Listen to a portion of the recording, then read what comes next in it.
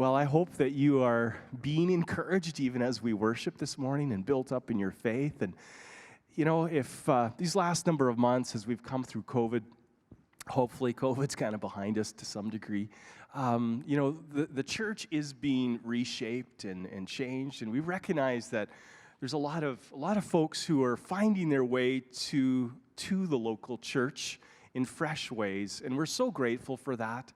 If that's you, want you to know that you are welcome here, and we'd love to help you grow in your understanding of what Jesus has done for you, who he is, what he's done for us, and how you can be a part of the body of Christ, because it's a pretty amazing thing. And so just want to welcome each and every one of you here today. I want to invite my nephew, Everett Bourne, to come to the front. Last week, I introduced you to the fact that I wasn't going to be preaching today, but my nephew was, and I was giving him part 2 of a big concept of judgment that we were working on in Revelation, and the guy was brave enough to take on the ask, and that's awesome. A little bit about Everett. So Everett's 21. He's a student at Ambrose University.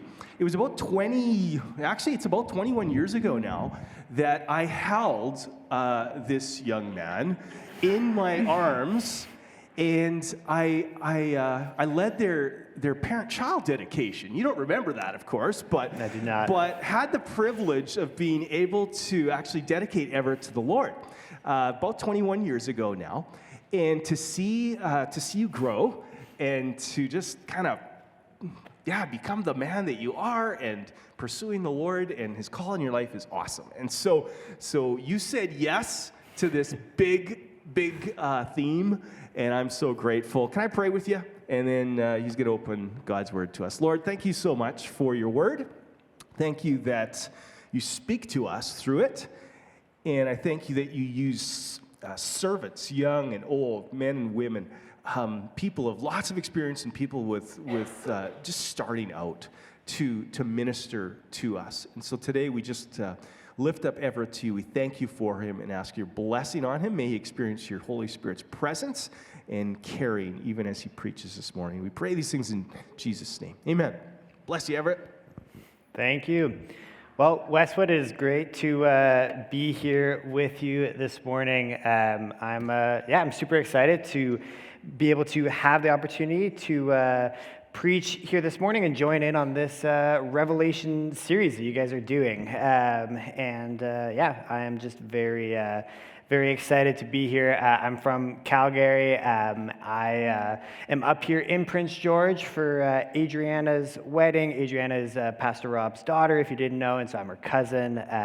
So Pastor Rob's nephew. Obviously, a little bit of nepotism involved in me getting the opportunity to preach here this morning, I suppose. But no, it is great. And as Pastor Rob mentioned, he did dedicate me as a baby, so that is it's pretty cool that we're here today. But so I'm currently doing a degree in church ministry at Ambrose University in Calgary, so pursuing this call that God has put onto my life in going into ministry and pursuing that. I'm super passionate about studying the Bible, preaching, and so it's great to be here this morning. What are some other things you should know about me? I love to fly fish. I love to bike. I love to hike. Love to ski. Anything that gets me in the mountains. I love using a camera. I've always had a passion for photography, videography. I'm Pastor Rob's favorite nephew. I think that about covers it. So, anyways, I have the opportunity to join in on this Revelation series that we're doing. And so I get to talk about chapter 14. That's where we're at this week. So if you have your Bibles, feel free to open them up to chapter 14. And we're going to start reading verses 6 through 7. So that's Revelation 14, 6 through 7.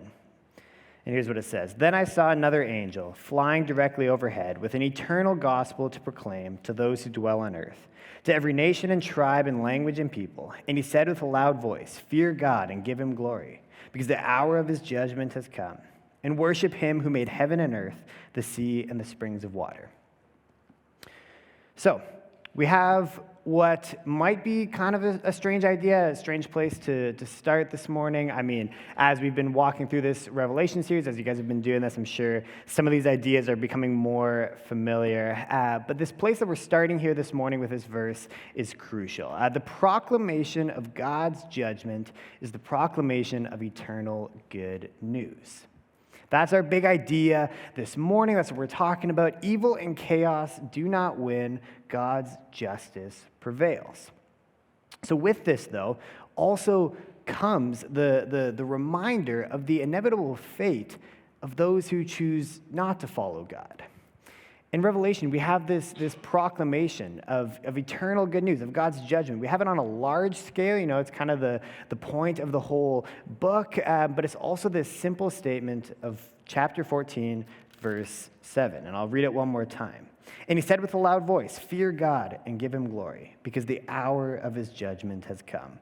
And worship him who has made heaven and earth, the sea and the springs of water." This is good news. That's what we're talking about this morning. The proclamation of God's judgment is the proclamation of eternal good news. And it's also a reminder that if we choose to live life our own way, we're not going to be too happy with the result. So we're going to start working our way through the whole chapter here. We got a whole chapter to get through. But before we do that, I have a question for you. Can you remember a time when you realized that your decisions have consequences? Just think about that for a second. Think back to a time, probably when you were pretty young, when you had this realization that, okay, my decisions have consequences. During the summers, I work at a bike camp, and so I work with a lot of little kids. And the thing that I've learned about little kids, well, I've learned lots of things about little kids, but one thing I've learned is that they have not quite grasped this concept of decisions having consequences. They don't fully understand that. And so this past summer, there was this one just hot July afternoon. We had a lot of hot weather in Calgary last summer, and so it was this hot July afternoon. And the one thing that I really wanted in that moment, as we're sitting out there in this scorching July afternoon, is an iced coffee. That was like, that's going to solve all my problems. I just want to go. I want to get an iced coffee. I don't feel motivated to do anything productive right now, so I'm just going to go and get an iced coffee. So I go, drive over to Starbucks, pick up some iced coffees for me, as well as the team that was working at the camp. And so pick up the iced coffees, come back, give everyone their coffees, put my straw in my iced coffee, and I walk over. There's a group having snack in the shade, so I walk over, sit down with this group, and I'm like, I was going to hang out with this group for a little bit, drink my iced coffee. I put my iced coffee down kind of behind me. We're on like a hill, so I didn't want it to be on the hill, so I put it on the flat ground behind me, and I'm just sitting there chatting with this group. And then all of a sudden, I see that everyone's looking behind me, and I'm like, why is everyone looking behind me? And it's kind of like in the horror movies when like the main character doesn't realize that the monster is like lurking right behind them, about to just like devour them. And so I'm sitting there and I slowly turn around, and there's this kid, this 4-year-old kid, standing right behind me, holding my iced coffee. And he looks me in the eye. He reaches out his arm and he drops my coffee on the ground. I was so stunned. I just sat there for like 30 seconds. I was like, what just happened? Why did this kid just make eye contact with me, reach out his arm, and drop my coffee? Like, what possessed him to do this? That doesn't make any sense. Again, kids don't understand that decisions have consequences. He had no concept of the fact that this decision to pick up my iced coffee from the ground, my full iced coffee, I'd taken like 2 sips out of it, my full iced coffee, and drop it on the ground, he had no concept of the fact that that decision would have consequences. I, on the other hand, know that if I walk up to someone and pick up their iced coffee and drop it on the ground, probably not going to like the consequences of that decision. That person is probably not going to be very happy with me, and I'm probably, like I said, not going to enjoy the consequences of that decision. So on that note, let's take a look at verses 1 through 5 of Revelation 14. So here's what it says, Revelation 14, 1 through 5. Then I looked, and behold, on Mount Zion stood the Lamb, and with him 144,000 who had his name and his Father's name written on their foreheads. And I heard a voice from heaven like the roar of many waters and like the sound of loud thunder. The voice I heard was like the sound of harpists playing on their harps. And they were singing a new song before the throne and before the four living creatures and before the elders. No one could learn the song except the 144,000 who had been redeemed from the earth. It is these who have not defiled themselves with women, for they are virgins. It is these who have followed the Lamb wherever he goes. These have been redeemed from mankind as first fruits for God and the Lamb. And in their mouth no lie was found, for they are blameless. So hopefully, we are all at a point in life where we recognize that our decisions have consequences. Like I said, hopefully no one here is planning on picking up someone's coffee and dropping it on the ground, because you know that that person is not going to be happy with you and you're not going to like the consequences of that decision. In Revelation 14, John is reminding us that our decisions have eternal consequences. If we remember back to chapter 13, we were introduced to the idea of the mark of the beast.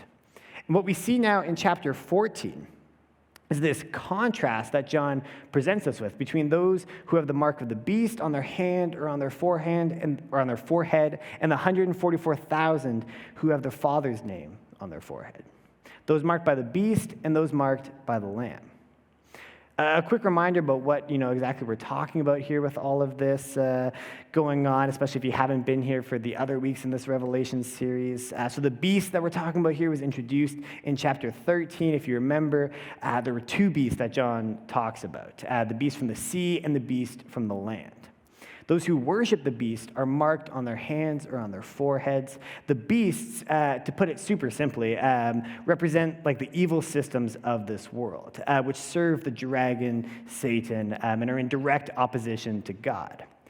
The 144,000, on the other hand, is a countless number of people, not a specific group of 144,000 necessarily, but just this countless number of people who have endured in their faith in Jesus. This was introduced back in chapter 7, and the number, which again likely symbolically represents a countless amount of people, is referring to the people of God, the ones sealed by God and redeemed from the world. The people of God, the church, are marked by the Lamb and not by the evil systems of this world. So thus we can see this contrast that John presents us with coming out of chapter 13 and into chapter 14. And we're reminded that we have a choice to make.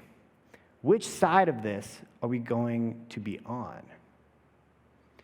We see this contrast that John is presenting us with, and we're reminded that this is the choice we have to make. Are we going to choose to stand firm, to be blameless, to not give in to the temptation of that other choice?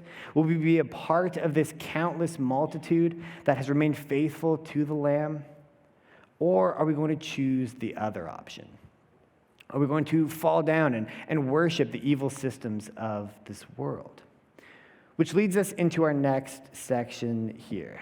So here's what it says in verse 8. Another angel, a second, followed, saying, "Fallen, fallen is Babylon the Great, she who made all nations drink the wine of the passion of her sexual immorality." And then later down in verse 11, it says, "And the smoke of their torment goes up forever and ever, and they have no rest day or night, these worshipers of the beast and its image, and whoever receives the mark of its name." So the message here is that judgment is coming for Babylon and for those who have chosen to align themselves with Babylon and the beast. Okay, but again, we have more kind of Revelation language here that we might need to unpack a little bit. What is Babylon? What is John talking about here? We know what the beast is, and we've talked about that, but what is Babylon? Who is Babylon? This is the first time in Revelation that we've been introduced to this. It hasn't been talked about before in the book, and the way John introduces it is with this line, "Fallen, fallen is Babylon the Great." So, if you know your Old Testament, The name Babylon might be ringing some bells. You might kind of recognize that name. You see, Babylon is the nation that oppressed Israel for a period of time in the Old Testament. In the 7th and 6th century BC, Babylon becomes this enormous imperial power, and they destroy the temple in Jerusalem. The Jews are carried away into exile for around 50 years or so, and it's a big moment in the history of Israel. They're displaced from their land and forced to live under oppression from the Babylonians. If you flip through your Old Testament, you'll see countless references to these events. When John is talking about Babylon here in Revelation, he's bringing to mind all these things: the destruction of the temple, the oppression that the Israelites faced, the time they spent in exile. And he's bringing all of this to mind, but more important than that is the symbolic importance of the name Babylon. You see, because the Jews are no longer facing oppression from Babylon in this time that John is writing, but these churches in Asia that John is writing to are now being oppressed by Domitian and the Roman Empire. Rome is the new Babylon in this day and age that John is writing. And this symbolic importance of the name Babylon is something that people would have understood at this time. The name Babylon was actually a common shorthand that people would use for Rome, and due to their similarities as oppressive imperial powers.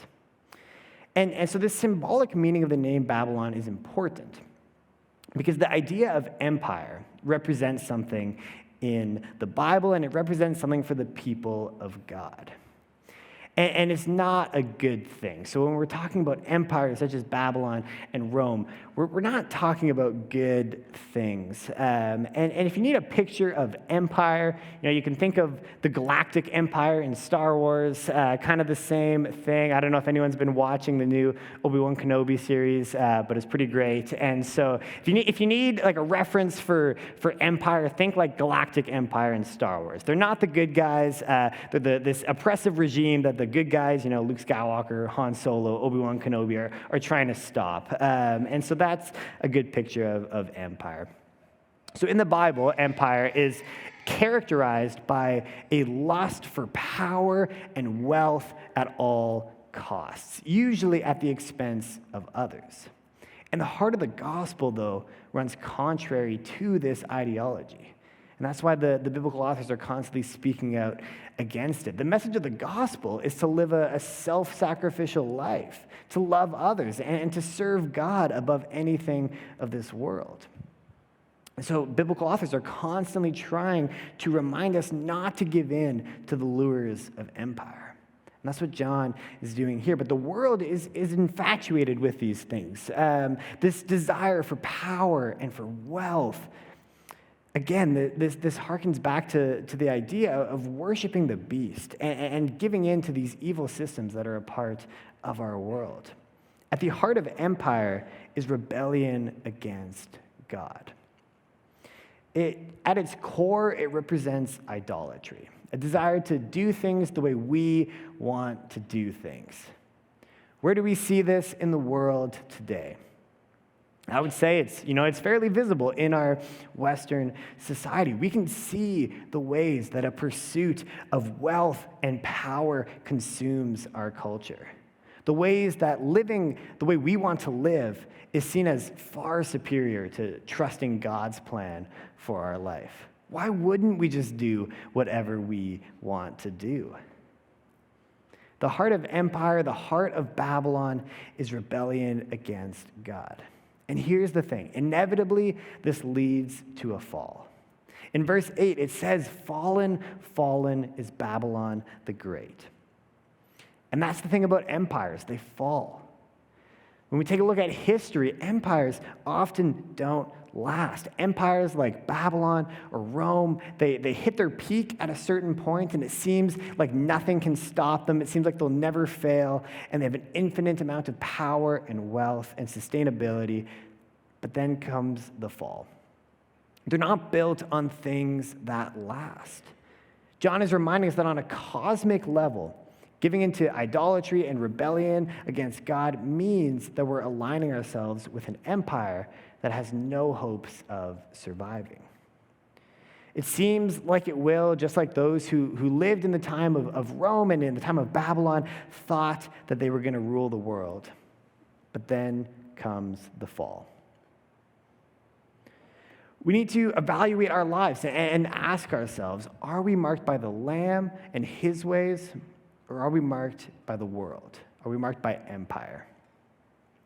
We need to think about how we're supposed to engage with culture in a way that we're not falling into its traps and getting drunk on its immorality, as John, to use the imagery that John uses in verse 8. We have pressing issues that we are facing as a world. We can think about things such as the economic crisis, and we need to ask ourselves, am I too attached to the money that I have, regardless of how much that might be? Am I too attached to the idea of comfort? Am I too attached to this thought of having more money?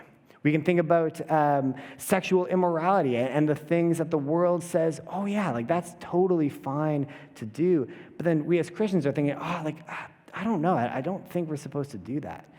We need to stand firm with what we're told in Scripture.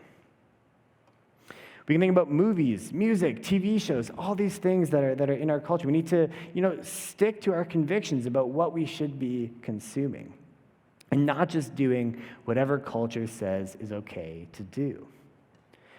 At the end of the day, we need to be intentional about the way that we live. Because if we're not, we're going to be people that say that we're Christians, but in reality, we're drinking that wine of immorality that comes from Babylon, to again use this imagery that John uses in Revelation 14. And the tough message of Revelation 14, and the one that may be hard to hear, is that if we're doing that, we're drinking the wine of God's wrath. We're bringing his judgment upon us, and that judgment is coming. Again, we have these two options, two paths we can take, and we need to make a choice. And we make this choice by the way that we choose to live. We can be people who worship God in everything that we do, or we can be people who worship the beast. And John doesn't pull punches in describing what the outcomes of these two paths will look like. Worshiping the beast leads to endless torment, no rest, whereas those who worship God die in peace. They get rest. In verse 13 of Revelation 14, it says, "And I heard a voice from heaven saying, 'Write this, blessed are the dead who die in the Lord from now on. Blessed indeed, says the Spirit, that they may rest from their labors, for their deeds follow them.'" Ultimately, one day, God's justice prevails, and his whole creation is redeemed. If we're choosing to live a life marked by the things of this world, we're aligning ourselves with an empire that will fall. We're being told to get ourselves off of a sinking ship. In the movie Titanic, there's this one scene near the end where everyone's enjoying themselves on the boat. There's music playing, everyone's dancing, everyone's having a good time. And Rose, one of the main characters, goes up to Mr. Andrews and she says, "I've seen the iceberg." And if you know the story of the Titanic, it's a true story. This ship hits an iceberg and sinks. And so Rose is saying, "I've seen the iceberg." And Mr. Andrews tells her that the ship will sink in 1 hour. But no one on the boat knows this. Everyone's just dancing, having a good time. Everyone thinks that everything is fine. No one knows that the ship they're on is about to sink. And that's how it works in the world. We see this idea of money, comfort, focusing on our own desires, and it seems like a great way to live. It doesn't seem like there's anything wrong with that. Everyone just seems so happy. It's the American dream. Why wouldn't we want to live that way? Why wouldn't we just indulge our desires? But John is coming to us and he's saying, "I've seen the iceberg."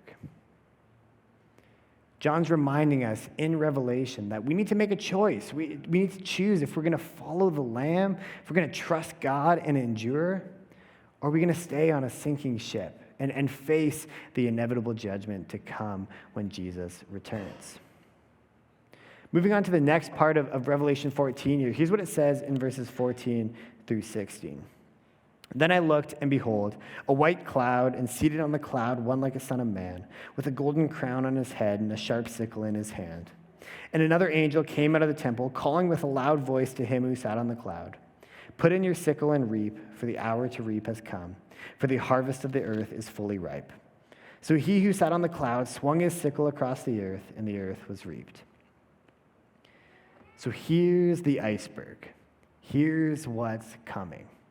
We get this imagery of a harvest, and the message is that judgment has come. And if we align ourselves with Babylon, with the beast, that sharp sickle that John is describing is going to be a terrifying sight. Again, if we choose to stay on this sinking ship, we're not going to like the outcome. And so what exactly is John talking about here with this harvest? So there are two harvests that are described in Revelation 14 here. There's a harvest of grain in the passage that I read, and then there's this harvest of grapes that comes right after. For the most part, those who have studied Revelation all agree that this second harvest, this grape one, is most likely a clear picture of judgment. If we flip over to those verses, we get a truly gruesome picture of grapes being thrown into the great winepress of the wrath of God and blood flowing as high as a horse's bridle for 300 kilometers. And so it's this gruesome picture, and it's depicting the judgment of those who have chosen to align themselves with empire, with the beast. And personally, I think the grain harvest that comes before is also adding to this picture of judgment. I think we're meant to see the ways here that this imagery is drawing from Old Testament prophecies of judgment. If we look at like Joel 3:13, it says, "Put in the sickle, for the harvest is ripe. Go in, tread, for the winepress is full. The vats overflow, for their evil is great." The vision that John has of a harvest is a proclamation of God's judgment. Remember, if we flip back to verse 7, the message of this chapter is that the hour of God's judgment has come. And this is great news for those who trust in God and eagerly await the restoration that he will bring to his creation. But it's also a reminder that if we choose to stay on a sinking ship, we're looking at this winepress of God's wrath, this judgment that is to come. And it's not such a pretty picture. And this isn't always an easy thing for us to talk about in church, this idea of God's judgment. And I'm glad that Pastor Rob stuck me with this passage for this week, so I get to talk about God's judgment. But we may be looking at this and thinking, like, this is so dark and morbid. Like, how can we talk about God's judgment? How can we talk about this whole winepress of God's wrath? Can't we just talk about nice things, God's love, God's grace? Can't we just talk about those things? The thing we need to remember when it comes to judgment is that this is an unavoidable response of God. We need to understand God's character and recognize that God is both compassionate and just. And what this means is that God can't let evil go unpunished. To go back to that story I told at the beginning, hopefully, we can all understand that at the end of the day, there needs to be consequences for evil. It's not a whole lot of fun to live in a place where it's totally acceptable to just throw people's iced coffees on the ground. I certainly don't want to live there. We crave justice at the end of the day. We look at our world and all the terrible things that are happening. We see the war in Ukraine, the school shooting in Texas, and we long for justice to prevail. The whole point of Revelation is that God is bringing order to creation. Evil and chaos do not win. And this is coming out of his just character. It's not possible for sin to just have an arbitrary consequence. You know how for us we can kind of choose whether we actually want to follow through with a punishment? I'm sure parents in the room can understand that. like I said, I work at camps, and one of the things that I often threaten kids with is that if they're, not behaving, not listening to their instructor, that they're going to have to leave and come sit under the tent with me for the rest of the class. And it usually works, but to tell the truth, like, I am totally bluffing. Like, I do not want to have this disruptive, annoying kid come and hang out with me for the rest of the day. Like, that is not what I want to do. But usually it works to make them pay a little bit better attention in their class. When it comes to our sin, though, the consequence is inevitable. It's not that God just wants to spite us or punish us for disobeying and hurting his feelings. If he's going to bring order to creation, it means dealing with sin once and for all. And the amazing thing, though, is that God offers us a way out. He offers us a way for us not to have to face the inevitable consequences of our sin. He sent Jesus to die on the cross for our sins and be raised to life 3 days later, so that if we have faith in him, we can actually be a part of this redeemed creation when Jesus comes again. Because the ship is sinking. Judgment will come, but we're offered a lifeboat. We're offered a way to not have to face that judgment. Because as appealing as that other side may look at times, we know who wins the battle. We know what's coming. We know that God is going to bring order to his creation. And we know which side that we want to be on when that happens. This judgment is eternal good news. As long as we have the name of the Father on our forehead and not the mark of the beast, as long as we've chosen to follow God and not align ourselves with Babylon. So what does all this mean for us in the here and now? In verse 12, after John has depicted this judgment that will come and befall those who worship the beast, he writes this: "Here is a call for the endurance of the saints, those who keep the commandments of God and their faith in Jesus." Revelation 14 is a call for endurance. It makes it clear that it's going to require perseverance and determination and endurance to stay the course, to follow God. While this is the right path, it's not always going to be the easiest path. And we can't be complacent as we seek to live out this life that God is calling us to. Every day, we need to be conscious of the ways in which we might be subconsciously aligning ourselves with Babylon and falling into the traps of this world. Are we too focused on our wealth? Are we desiring power or status or comfort over the things that God is calling us to? Are we following the Lamb at all costs, or are we getting swept away in the wave of culture? For me personally, I think the biggest struggle is that trap of comfort. It's difficult to get out of that comfort zone. It's difficult to go and talk to someone about Jesus when it's something that I know is going to be uncomfortable and it might not go well.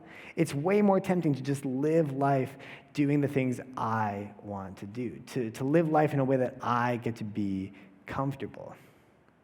We need to recognize these things and be intentional about following the Lamb wherever he goes, pressing into our relationship with God. We need rhythms of prayer and quiet time devoted to reading our Bibles and spending time with God.